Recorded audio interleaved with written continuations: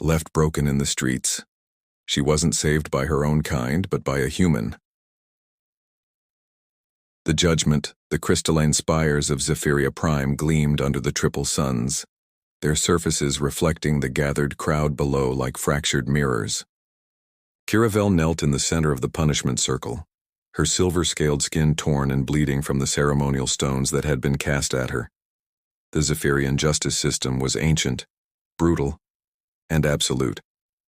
The accused stands charged with thought crime against the collective consciousness, announced High Arbiter Vextran, his voice echoing through neural implants embedded in every citizen's skull.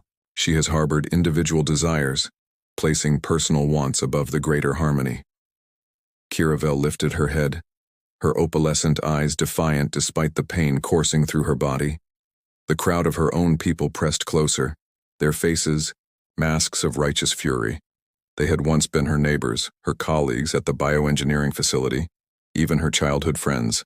Now they were judge, jury, and executioner. "I dreamed of the stars," she whispered, her voice barely audible, above the crowd's murmur. "I dreamed of flying alone, of seeing worlds beyond our collective sight. Is that truly a crime worthy of death?" The question hung in the air like a challenge. The Zephyrian way had always been unity above individuality, the collective consciousness binding every mind into a harmonious whole. Individual thoughts, personal dreams, private desires, these were cancers that threatened their perfect society. "She corrupts others with her selfish visions," spat Malketh, her former research partner. 3 others have been infected with her disease of independence. They too speak of personal journeys, of solitary exploration. High Arbiter Vextran raised his staff, its neural amplifiers glowing with deadly energy. "The sentence is neural dissolution. The individual consciousness will be scattered to prevent further contamination. Let this serve as a reminder that the collective is all." As the staff began to hum with lethal charge, a shadow fell across the punishment circle. The crowd looked up in confusion, their synchronized thoughts disrupted by something unprecedented. A ship unlike any they had ever seen descended from the sky, crude by Zephyrian standards, its hull scarred by countless journeys, its design speaking of individuality rather than collective perfection. The vessel landed with a thunderous roar that shook the crystalline towers. Steam hissed from its engines as landing ramps deployed. The crowd backed away, their collective consciousness struggling to process this foreign intrusion. Captain Marcus Reeves stepped out of the UES Wanderer, his worn leather jacket and weathered features standing in stark contrast to the pristine perfection of Zephyrian society. Behind him came his crew, a motley collection of humans each bearing the scars and marks of individual experience. "Well, this is a hell of a welcoming committee," Marcus muttered, taking in the scene. His eyes found Kiravel kneeling in the circle, and something in his expression hardened. He had seen enough executions in his time among the stars to recognize one in progress. "Human vessel," High Arbiter Vextran's voice boomed through the neural network. "You have no authority here. Depart immediately or face the consequences of interference." Marcus walked toward the circle, his crew flanking him. Each step was deliberate, purposeful, carrying the weight of someone who had chosen his path rather than having it chosen for him. "I'm Captain Marcus Reeves of the United Earth Ship Wanderer. I'm here to investigate reports of a sentient being held for execution due to thought crime." The crowd hissed in unison, their collective voice speaking as one. "The criminal has violated the sacred harmony. Her individual thoughts threaten our unity." Marcus stopped at the edge of the circle, his eyes meeting Kiravel's. He saw intelligence, there, creativity, the spark of individual consciousness that his own species had fought wars to protect. "What's your name?" he asked quietly. "Kiravel," she replied, surprised by the gentleness in his voice. "And you are either very brave or very foolish, human." Marcus smiled grimly. "Usually both. The question is, do you want to die for your dreams, or would you rather live to see them fulfilled?" The stand-high Arbiter Vextran's neural implants flared with indignation as the human captain stepped closer to the punishment circle. The collective consciousness of the gathered crowd pulsed with synchronized outrage. their shared thoughts creating a harmonious wave of disapproval that should have overwhelmed any individual mind. Marcus Reeves felt the psychic pressure like a weight against his skull, but he had trained himself to resist mental intrusion during his years exploring the galaxy's darker corners. Behind him, his crew maintained their positions. Chief Engineer Rosa Delacroix, her hands resting casually on her plasma tools. Navigator Jin Watanabe, his eyes scanning for escape routes. And Weapons Specialist Tom Bradley, whose very presence suggested violence barely contained. "You cannot comprehend our ways, human," Vextran intoned, his voice carrying the authority of 1,000,000,000 synchronized minds. "This creature has poisoned our perfect unity with her selfish desires. She dreams of solitude when we offer her the bliss of collective consciousness." Kiravel struggled to her feet, her silver scales catching the light of the triple suns. Blood trickled from cuts where the ceremonial stones had found their mark, but her opalescent eyes burned with unbroken spirit. "Tell them, human. Tell them what you see when you look at me." Marcus studied her face, noting the intelligence that sparked behind her alien features, the creativity that marked her as different from the synchronized masses around them. "I see someone who dares to dream beyond the boundaries others have set for her. I see someone who would rather die free than live as a slave to collective thought." The crowd's synchronized hiss grew louder, their mental pressure intensifying. Several humans might have collapsed under such focused psychic assault, but Marcus had walked through the mindstorms of Proxima 7th and faced the telepathic predators of the Vega system. He stood firm. "Your individual consciousness is chaos." Malketh stepped forward, his former colleague's betrayal written across his features. "We offered you peace, harmony, the comfort of never being alone with your thoughts.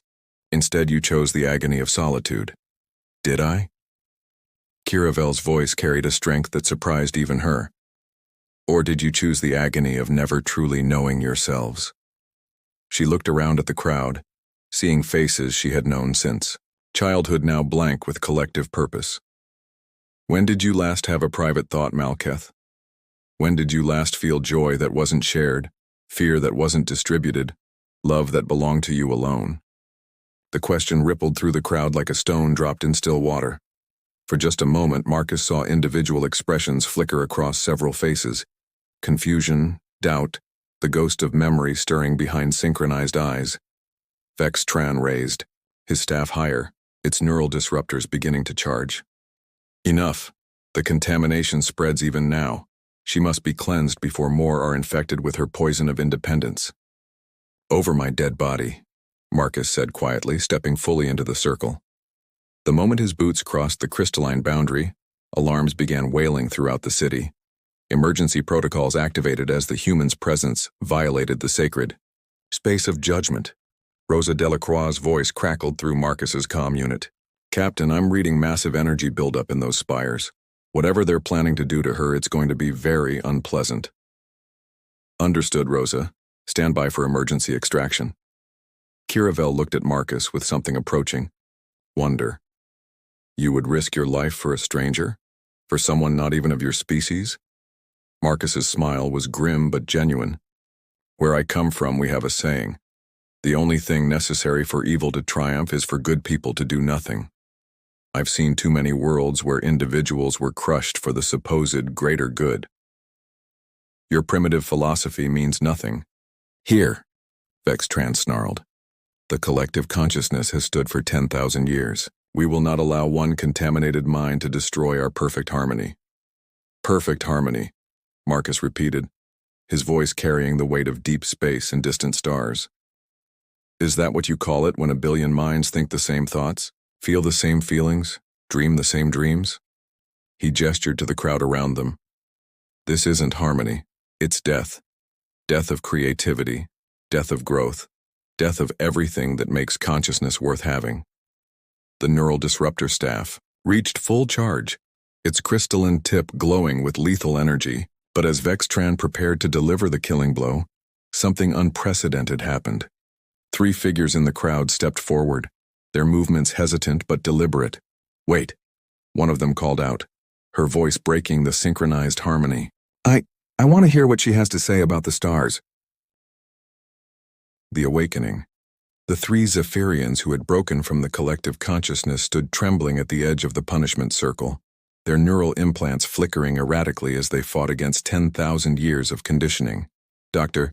Zara Nix, a young research scientist who had worked alongside Kiravel, led the small group of dissidents. "I remember," Zara Nix whispered, her voice shaking with the effort of maintaining individual thought. "Before the neural integration, when I was still a child, I used to wonder what lay beyond our world. The questions felt like fire in my mind. High. Arbiter Vextran's staff wavered, its deadly energy crackling with instability. The unprecedented sight of multiple Zephyrians voluntarily breaking from the collective had disrupted the synchronized neural network that powered the city's systems. Warning lights flashed across the crystalline spires as the harmonious frequency that maintained their civilization began to fragment. Captain Marcus Reeves felt the shift in the psychic atmosphere like a physical presence. The oppressive weight of the collective consciousness was breaking apart, leaving gaps where individual thoughts could take root and grow. He had seen similar phenomena on other worlds where telepathic species had been forced to choose between unity and freedom. "You see?"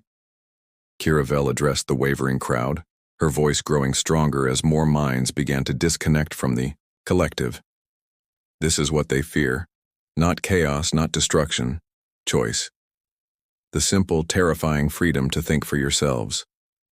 Malketh backed away from his former colleague, his synchronized features contorting with confusion and emerging fear. No, this is wrong.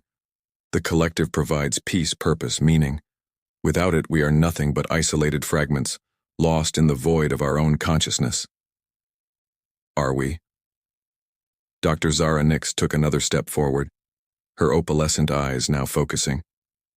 With individual awareness. Or are we finally becoming ourselves? Marcus watched the transformation with fascination. In his years of exploration, he had encountered dozens of species that had chosen collective consciousness over individual thought. Most had stagnated, becoming static civilizations that repeated the same patterns for millennia. But he had also seen what happened when such species rediscovered their individual nature. The explosion of creativity, innovation, and growth that followed was unlike anything else in the galaxy. "Captain," Rosa Delacroix's voice crackled through his comm, "the energy readings from those spires are going crazy. Their entire power grid is fluctuating. Whatever's happening there is affecting their technology. Their technology is based on synchronized thought," Marcus replied quietly. "When the collective breaks down, everything connected to it becomes unstable." High Arbiter Vextran's staff began to spark and smoke as the neural network that powered it fragmented. His own implants flickered wildly, struggling to maintain connection with a collective consciousness that was rapidly dissolving. This cannot be. The harmony must be preserved. The collective is eternal. But even as he spoke, more Zephyrians were stepping out of the crowd, their synchronized movements becoming hesitant individual. Each break in the collective caused further disruption to the neural network, creating a cascade effect that spread through the city like wildfire. "We dreamed," one of them said, an elderly Zephyrian whose scales had faded to silver with age. "Before the collective, we dreamed of flight, of exploration, of touching the stars with our own hands rather than experiencing them through shared consciousness." Kiravel looked around at the growing number of individuals emerging from the collective, trance, tears streaming down her face. For the first time in her adult life, she was not alone with her thoughts. But more than that, she was surrounded by others who were choosing to think for themselves. Marcus stepped closer to her, keeping his movements slow and non-threatening. "What's your dream, Kiravel? What did you see when you looked at the stars?" Her voice was barely a whisper, but in the growing silence as the collective consciousness collapsed, everyone could hear her. "I dreamed of ships, not the perfect, synchronized vessels of our world, but crude individual craft built by different hands, carrying different dreams. I dreamed of joining a crew where each member brought their own skills, their own perspective, their own story. My ship," Marcus said simply, "is always looking for crew members who can think for themselves." The offer hung in the air like a challenge to everything the Zephyrian society had built. Around them, more individuals were emerging from the collective trance, each one a crack in the foundation of their harmonious civilization. High Arbiter Vextran made one last desperate attempt to restore order. He raised his failing staff toward the nearest group of dissidents, but the weapon's neural disruptors were too damaged by the cascade failure to function properly. Instead of deadly energy, it released only harmless sparks that scattered like broken dreams across the crystalline ground.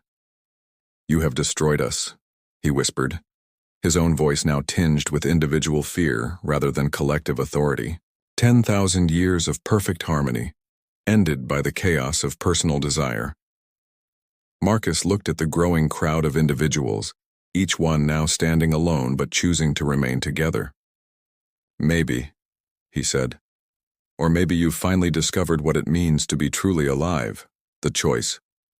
The city of Zephyria Prime writhed in the throes of transformation as the collective consciousness continued its spectacular collapse. Crystalline.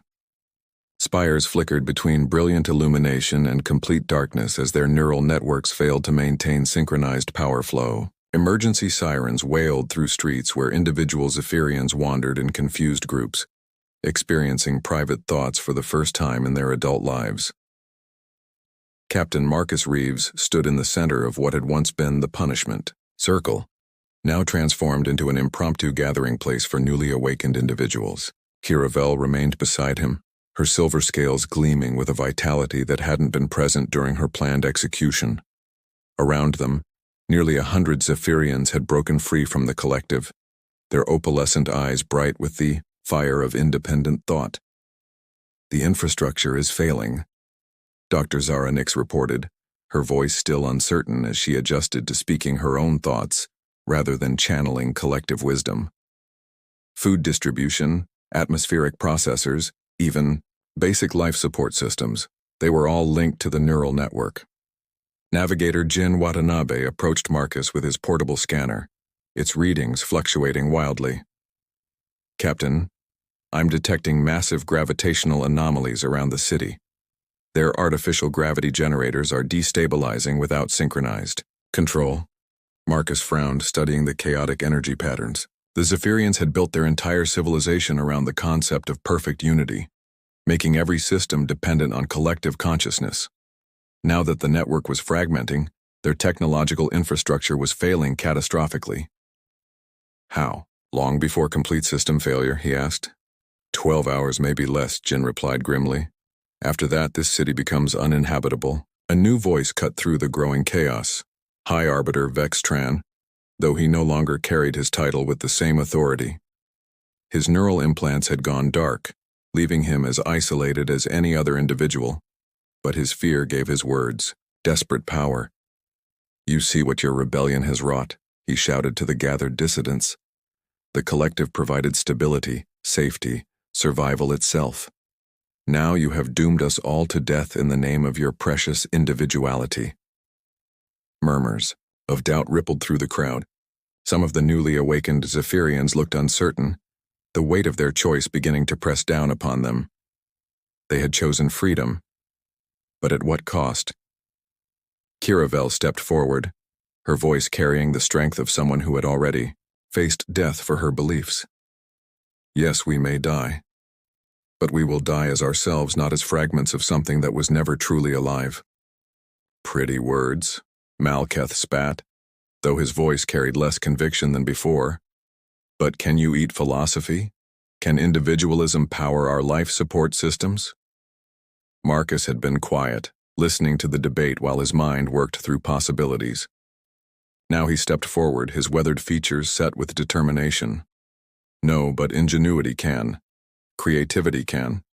The same individual thoughts you've been suppressing for 10,000 years." He gestured to his crew, who had been working quietly. At the edge of the circle, Rosa Delacroix looked up from a hastily assembled device, her hands covered in the same crystalline material that powered Zephyrian technology. "Captain, I think we can do it. Their technology isn't that different from what we've encountered on other worlds. It just requires multiple operators instead of a single collective mind." Tom Bradley hefted a power coupling that he'd modified with human engineering principles. "It's crude, but it should work. We can create manual override systems for the essential infrastructure. But we don't know how to operate individual systems. Dr. Zara Nix protested. The collective always handled technical operations. None of us have ever run machinery alone. Marcus's smile was grim but encouraging. Then it's time to learn. Every human on my crew started as someone who didn't know how to operate starship systems. We learned by doing, by making mistakes, by figuring it out one step at a time. Over the next several hours, an unprecedented collaboration began. Humans and Zephyrians worked side by side, combining alien technology with human ingenuity to create new solutions for old problems. The Zephyrians' deep understanding of their crystalline systems merged with humanity's talent for improvisation and individual problem-solving. Kira Vel found herself working directly with Marcus to establish communication protocols between separated systems. Her bioengineering expertise, once constrained by collective oversight, now flourished as she applied individual creativity to technical problems. "You know," she said as they successfully brought one of the atmospheric processors back online, "I never realized how much more we could accomplish when we're allowed to think differently from each other."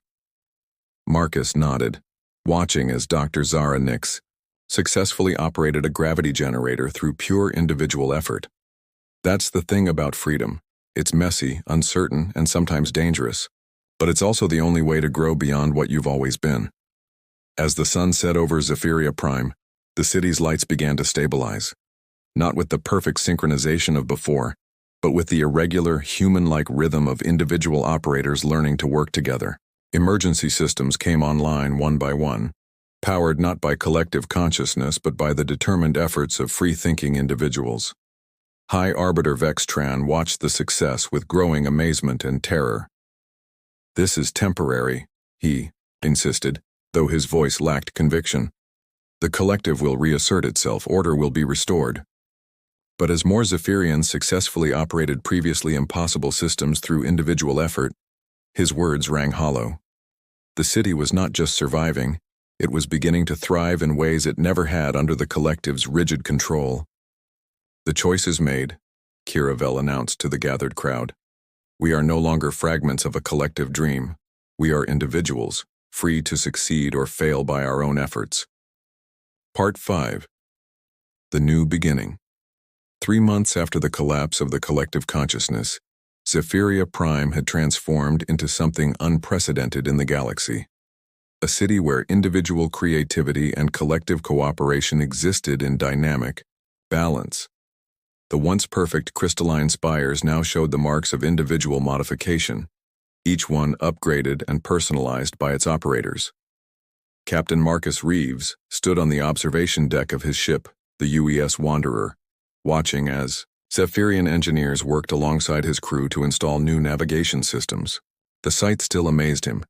Beings who had been condemned to death for individual thought now leading technical innovations that surpassed anything their collective consciousness had achieved. "Captain," Kira Vel's voice carried a warmth that had been impossible under the old system. She approached wearing a modified version of human shipboard attire, her silver scales gleaming through the practical fabric. "The modifications to the ship's bioengineering systems are complete. We've increased efficiency by 40%. Marcus smiled, noting how she carried herself now, not with the submissive posture of someone awaiting collective judgment, but with the confidence of an individual who had proven her worth through personal achievement. "Outstanding work. How are the others adjusting to life outside the collective?" Kira Vel gestured toward the city below, where small groups of Zephyrians could be seen working on various projects. "Dr. Zara Nix has established the first independent research laboratory in our history. She's made more discoveries in 3 months than our collective research programs produced in decades. Others have formed voluntary associations based on shared interests rather than imposed harmony. The transformation hadn't been without its challenges. Nearly half the city's population had initially chosen to retreat to remote settlements where they could attempt to restore some form of collective consciousness. But even among those groups, individual thoughts continued to emerge, creating smaller, more flexible communities than the monolithic collective of the past." "And the former, High Arbiter?" Marcus asked. Vextran has become something of a philosopher, Kiravel replied with amusement. He spends his time writing about the paradox of enforced unity. Apparently, individual contemplation has given him insights that collective thought never could. Navigator Jin Watanabe approached with his latest stellar charts, marked with notations, in both human and Zephyrian script. Captain, we've got clearance for departure whenever you're ready. Our new crew members have integrated better than I expected. Marcus looked at the ship's roster, which now included 12 Zephyrians who had chosen to join his crew rather than remain on their homeworld. Each had brought unique skills and perspectives that had enhanced the ship's capabilities beyond anything he had imagined possible. Eager to see the galaxy? He asked Kiravel. Her opalescent eyes sparkled with anticipation. I've dreamed of the stars for so long, but always from a distance. Now I want to touch them, explore them, understand them through my own experience, rather than shared consciousness. The conversation was interrupted by Tom Bradley's voice over the comm system. Captain, we've got incoming transmission from Earth Command. They want a full report on the situation here.